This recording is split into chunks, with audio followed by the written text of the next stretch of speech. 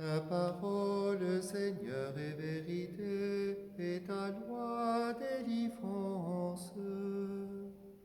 Heureux ceux qui ont entendu la parole dans un cœur bon et généreux, qui la retiennent et portent du fruit par leur persévérance.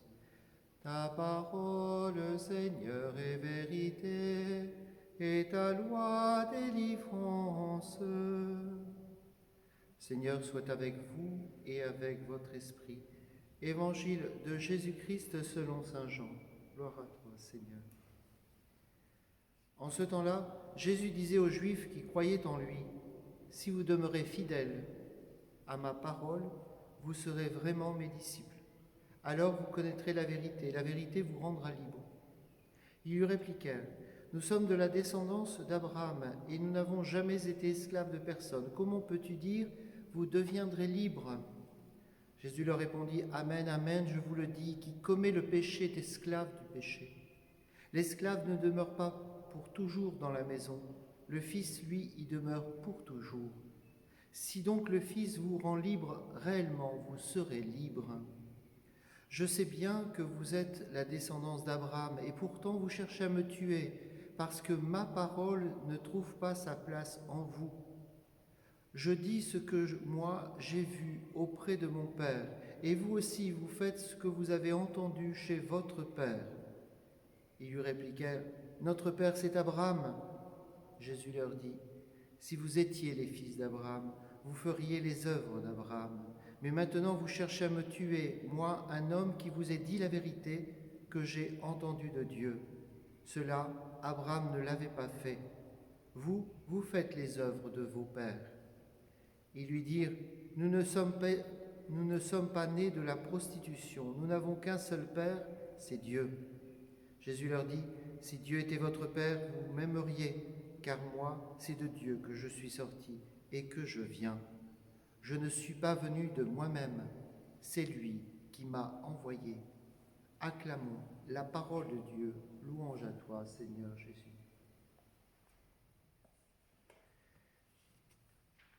En ce temps de carême, en ce temps de confinement, nous pouvons accueillir cette invitation de Jésus qui est faite aux Juifs qui croyaient en Jésus, qui est faite pour nous ce matin. Si vous demeurez fidèles à ma parole, vous serez vraiment mes disciples. Alors vous connaîtrez la vérité et la vérité vous rendra libre. Il s'agit, une fois encore, en écoutant cet évangile, de demander cette grâce de la fidélité à la parole du Seigneur. Alors cette fidélité n'est pas une fidélité simplement au texte écrit, c'est une fidélité à la source de cette parole, à Jésus, mais que nous pouvons goûter ces temps-ci, ces jours qui nous conduisent à la passion et à la résurrection du Seigneur, que nous pouvons goûter dans la parole de Dieu. Peut-être que dans ces temps de confinement, nous est donné la possibilité de nous arrêter, de goûter la parole de Dieu. Un ami prêtre propose que l'on puisse lire un évangile en entier. Ça nous prend 2 heures. Peut-être que nous pourrions trouver le temps pour le faire. En tout cas, si vous demeurez fidèles à ma parole, cette fidélité, ce n'est pas simplement de prendre du temps, c'est déjà une chose que je vous propose, prendre du temps pour la lire, mais cette fidélité à la parole, c'est l'accueillir dans notre cœur, lui laisser de la place, lui laisser nous transformer. Celui qui est fidèle à ma parole, alors, dit Jésus, vous serez mes disciples. Et on sent bien qu'il y a une transformation qui s'opère. De celui qui écoute la parole, il devient disciple. On pourrait dire, c'est si facile, écoutez la parole, ainsi vous deviendrez disciples.